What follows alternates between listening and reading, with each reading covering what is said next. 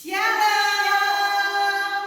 shalom Kak Eni, shalom Kak Messi. Apa kabarnya hari ini? Luar biasa, diberkati. Yes, yes, yes. Pinter. Sekali lagi mau dengarkan yang lebih keras, oke? Apa kabarnya hari ini? Luar biasa, diberkati. Yes, yes, yes. Baiklah anak-anak, sudah siap untuk mengikuti ibadah online pada pagi hari ini? Semuanya sudah mandi? Sudah pakai baju yang bagus? Nah, kita mau berdoa terlebih dahulu sebelum kita memulai ibadah kita pada pagi hari ini. Nanti Bu Eni untuk berdoa. Mari kita berdoa. Tuhan Yesus, terima kasih Tuhan, pagi hari ini kami kembali berkumpul untuk beribadah kepada Tuhan, walaupun kami di rumah, tetapi tidak mengurangi sukacita kami, semangat kami di dalam memuji dan memuliakan nama Tuhan. Tuhan pimpin ibadah kami dari awal sampai akhir. Terima kasih ya Tuhan, terpujilah namamu. Di dalam nama Tuhan Yesus Kristus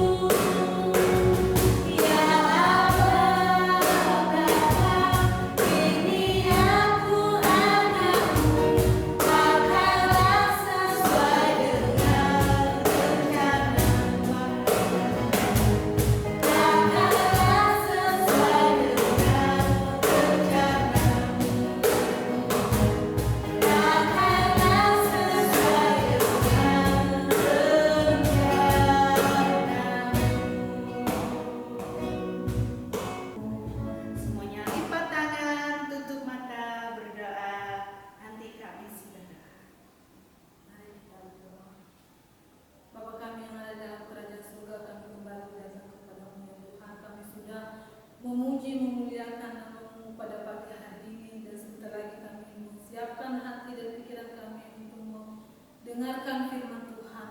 Kiranya Tuhan memberikan kami Roh Kudus-Mu ya Tuhan, untuk membuat kami lebih mengerti dan memahami akan firman-Mu, supaya firman-Mu menjadi berkat bagi kami ya Tuhan. Terima kasih Bapa yang baik. Kami juga berdoa buat guru-guru kami Tuhan, kiranya berikan kewahyuan Tuhan, supaya guru-guru kami menjadi berkat buat kami anak-anak-Mu juga Tuhan. Terima kasih Bapa yang baik, kami siap untuk mendengarkan firman-Mu pada pagi hari ini, hanya di dalam nama Tuhan Yesus Kristus. Haleluya. Amin. Salam anak-anak Joy Kids. Puji syukur kepada Tuhan Yesus. Pagi ini kita semua dalam keadaan sehat dan bisa beribadah online bersama-sama. Pagi ini Om Victor tidak sendiri, tetapi bersama Om Lukas. Dan kami akan membawakan kebenaran firman Tuhan dengan tema Tuhan cinta segala bangsa, yang diambil dari kitab Kisah Para Rasul pasal 10 ayat 1 sampai 48. Di Kaesarea ada seorang perwira pasukan yang disebut pasukan Italia bernama Cornelius. Cornelius seorang yang saleh, ia serta seisi rumahnya takut akan Allah, dan ia memberi banyak sedekah kepada umat Yahudi dan senantiasa berdoa kepada Allah. Pada suatu hari sekitar jam 3 sore, seorang malaikat menampakkan diri kepada Cornelius dan berkata, "Semua doamu dan sedekahmu telah naik ke hadirat Allah, dan Allah mengingat engkau. Dan sekarang suruhlah beberapa orang ke Yope untuk menjemput seorang yang bernama Simon dan yang disebut Petrus." Setelah malaikat meninggalkan Cornelius, segeralah ia memanggil 2 orang pelayan dan 1 orang prajurit yang baik untuk menjemput Simon Petrus, seperti yang diperintahkan malaikat kepada Cornelius. Keesokan hari, kira-kira jam 12 siang, sampailah orang-orang yang disuruh oleh Cornelius untuk menemui Simon Petrus.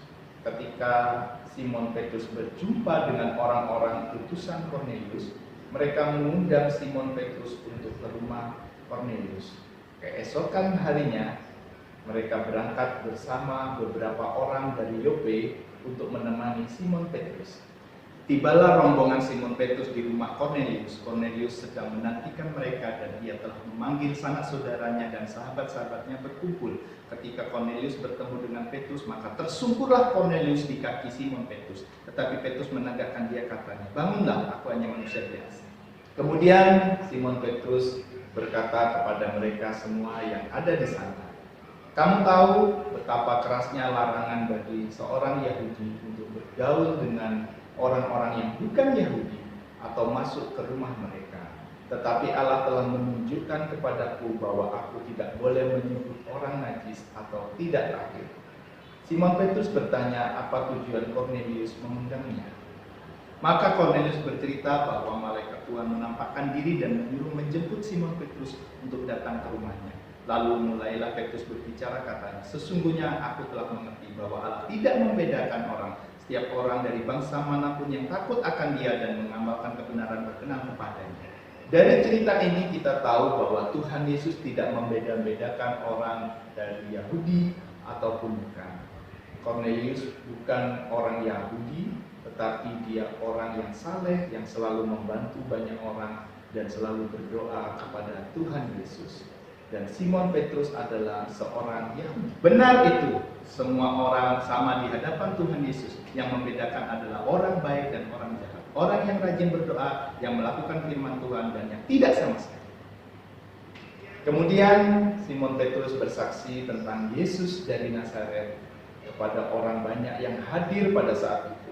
Bagaimana Allah mengurapi dia dengan Roh Kudus dan kuat kuasa.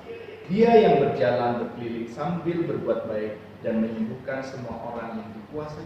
Ketika Petrus sedang berkata demikian, turunlah Roh Kudus ke atas semua orang yang mendengarkan pemberitaan itu. Orang-orang yang menyertai Simon Petrus tercengang-cengang karena melihat bahwa karunia Roh Kudus dicurahkan ke atas bangsa-bangsa lain juga, dan orang-orang itu berkata-kata dalam bahasa roh dan memuliakan Allah.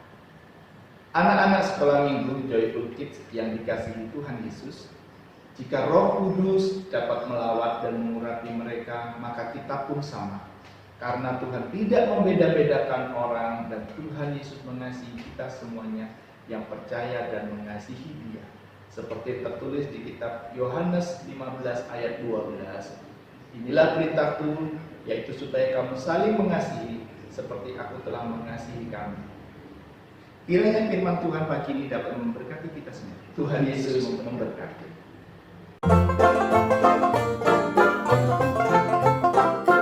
Puji Tuhan, anak-anak, kalian telah mendengarkan firman Tuhan tentang Tuhan cinta segala bangsa.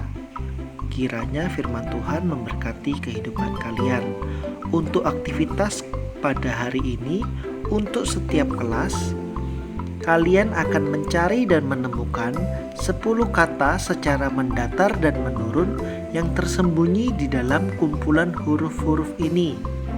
Kalian mencari dan menemukan 10 kata secara mendatar dan menurun yang tersembunyi di dalam kumpulan huruf-huruf ini. Selamat mencari, Tuhan Yesus memberkati kita sekalian.